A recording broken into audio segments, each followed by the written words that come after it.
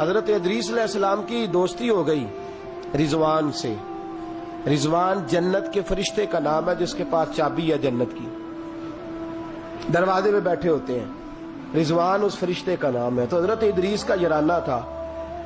وہ ملنے آتے تھے جناب ادریس علیہ السلام کو. تو ایک دن حضرت ادریس کہنے لگے تو خود تو یہاں کی سیر کر جاتا ہے, مجھے کبھی کرائی نہیں.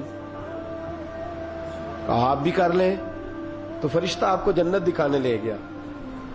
جنت میں جا کے تو کہنے لگا حضور چلے. فرمانے لگے کدھر؟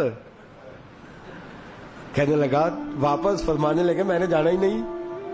اس نے کہا کیوں؟ فرمانے لگے اللہ فرماتا ہے ہم فیہ خالدون, جو جنت میں آئے گا نکالا نہیں جائے گا.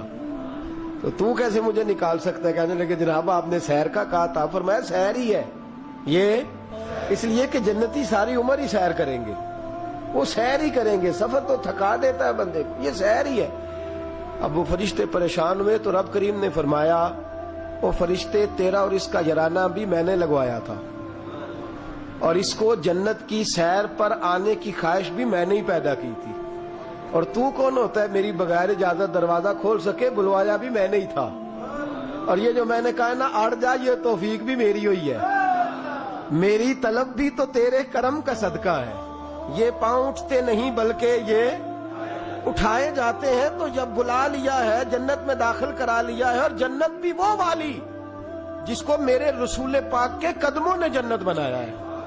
وہ جنت جس کو ریاض الجنہ کا لفظ دیا ہے, حضور نے جنت جس کو بنایا ہے, وہاں تک پہنچ جائے. یہ ہے ارض جنت, یہ طیبہ کی زمین ہے ارض جنت. پر زمین کس کی ہے؟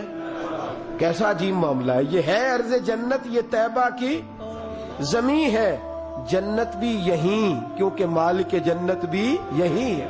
جنت بھی یہیں, مالک جنت بھی یہیں. جنت بھی یہیں تو مالک جنت بھی. اور جتنا جنت کا اعلان میرے نبی نے فرمایا نا, سارا فرمایا ہی مدینے میں ہے. اور جنت بیچی ہے کئی دفعہ نبی پاک نے, کئی دفعہ فرمایا بیر روما کما خرید کے دو, مجھ سے جنت لے لو. حضرت عثمان نے کہا حضور میں خرید دیتا ہوں. کہا جنگ تبوک کے لیے سامان دو, مجھ سے جنت لے لو. حضور نے تو کئی دفعہ سیل لگائی ہے جنت کی. یہ ہے ارض جنت, یہ طیبہ کی زمین ہے. جنت بھی یہیں, مال کے جنت بھی یہیں ہے. کعبۃ اللہ.